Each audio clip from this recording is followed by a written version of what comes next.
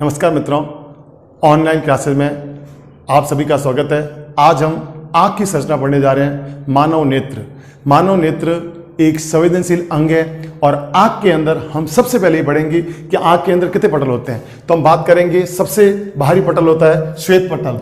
तो ये श्वेत पटल आँख का बाहरी पटल है। कैसा पटल है? बाहरी। और ये दूसरा जो मध्य पटल है उसको बोलते हैं रक्तक पटल, और सबसे भीतरी पटल है उसको हम बोलते हैं दृष्टि पटल।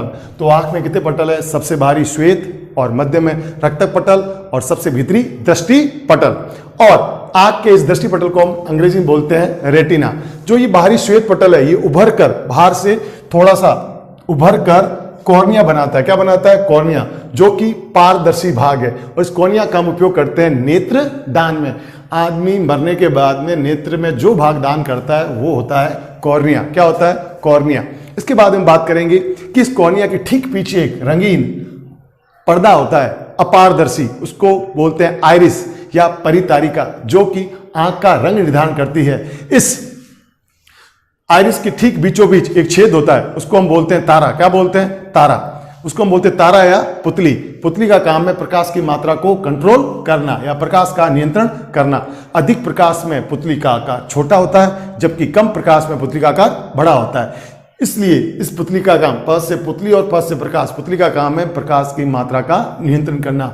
आइस के ठीक बीचों बीच इस छेद को पुतली या तारा कहते हैं। फिर ये लेंस जो आपको नजर आ रहा है, ये उत्तल लेंस है, और उत्तल लेंस द्वारा प्रतिबिंब सदैव वास्तविक और उल्टा बनता है। और उत्तल लेंस शिलीरिकाय मांसपेशियों द्वारा टिका होता है। उत्तल लेंस शिलीरिकाय मांसपेशियों द्वारा टिका होता है। अब इस उत्तल लेंस, हम उत्तल लेंस की बात कर रहे हैं।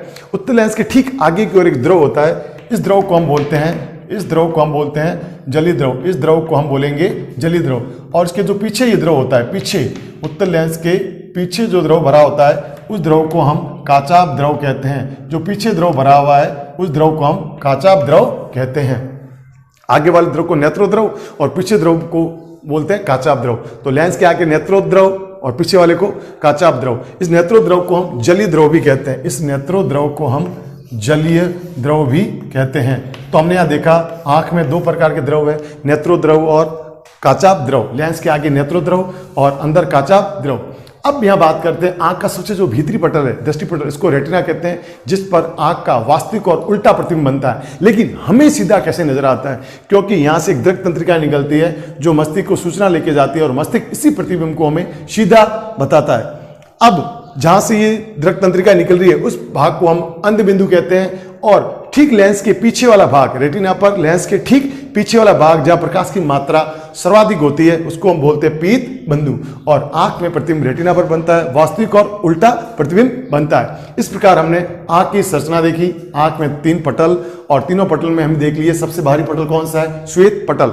अगर हम आंख को, इस पटल को थोड़ा सा संरचना के रूप में आपको बताऊं तो आप ध्यान से देखो उधर, इसको हम इस तरह से भी कन्वर्ट कर सकते हैं। जैसे मान लो आंख के अंदर ये जो बीच वाला ये भाग आपको जो नजर आ रहा है, ये कॉर्निया है। क्या है? कॉर्निया। ये वाला भाग कॉर्निया है, और ये जो है इसको बोलते हैं श्वेत पटल। क्या बोलते हैं? श्वेत पटल। ये वाला भाग क्या है? श्वेत पटल।